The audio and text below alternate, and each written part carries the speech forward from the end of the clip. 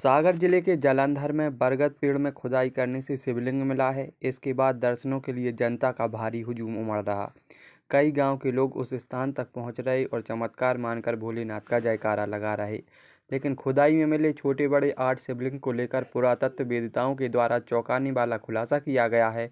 उनका मानना है कि यह 11वीं शताब्दी में परमार कालीन राजाओं के द्वारा निर्मित कराई गई शिवलिंग है, जो शैव धर्म को मानने वाले थे। अगर शिवलिंग मिला है तो इसके आसपास कहीं मंदिर भी होगा, जो जमीन में भूमिगत हो गया है। अगर इस इलाके में सर्वेक्षण और उत्खनन का कार्य किया जाए तो परमार कालीन मंदिर के अवशेष और भी शिवलिंग मिल सकते हैं।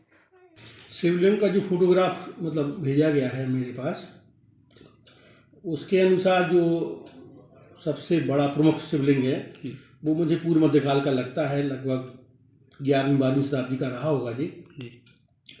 और निश्चित रूप से जो यह क्षेत्र रहा है, परमारों का क्षेत्र रहा है। परमार राजवंश का इस भूभाग पर शासन रहा है और यहाँ पर परमार कालीन और अन्य मंदिर भी यहाँ प्राप्त हुए हैं। जैसे राहतगढ़ में परमार कालीन अभिलेख मिला है। इसके बाद राहतगढ़ के पास जो शिव मंदिर है उसमें वो भी परमार कालीन माना जाता है। तो जरुआ खड़ा क्षेत्र भी जो है अनुमानता है परमारों के अधीन रहा होगा और उस समय ही ये शिवलिंग निर्मित हुआ होगा, क्योंकि परमार जो शासक थे वो शैव धर्म को मानने वाले थे और अनेक शैव धर्म मंदिरों का उन्होंने निर्माण किया है।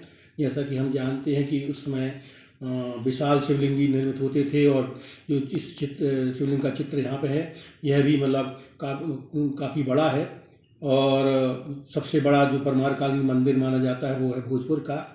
और लेकिन उस काल में जैसे यहाँ पे उदयपुर का स्थान है, यहाँ पे विदिशा के पास है ना, और वो भी परमार कालीन मंदिर है। तो यह जो शिवलिंग मिला है उसके साथ अन्य जो मुझे अवशेष दिख रहे हैं, इसमें एक सती पिलर का कुछ टूटा अवशेष भी मुझे दिख रहा है, जो पूर्व मध्यकाल में उसमें सती पिलर काफ़ी मिलते हैं और मुझे लगता है कि यह भी उसी पीरियड का रहा होगा। अन्य शिवलिंग जो हैं वो बाद के पीरियड के हो सकते हैं, लेकिन जो मुख्य शिवलिंग है वो निश्चित रूप से पूर्व मध्यकाल का रहा होगा। और भी यदि इस क्षेत्र में सर्वेक्षण या उत्खनन कार्य किए जाएँ तो मुझे लगता है कि परमार कालीन मंदिरों के अवशेष यहाँ पे होंगे। और यह शिवलिंग यह दर्शित करता है कि निश्चित रूप से जिस मंदिर में यह शिवलिंग रहा होगा वो भी इसी कहीं क्षेत्र में भूमिगत हो गया है। और यदि उसके बारे में उत्खनन कार्य या सर्वेक्षण कार्य से काम किया जाए तो निश्चित रूप से इस क्षेत्र में भी और भी अन्य शिवलिंग परमार कालीन मिलेंगे, जिससे यह सिद्ध होता है कि इस भूभाग में जो है परमार कालीन जो है मंदिर होंगे और परमारों के द्वारा जो शिव और शैव मत का विकास किया गया है।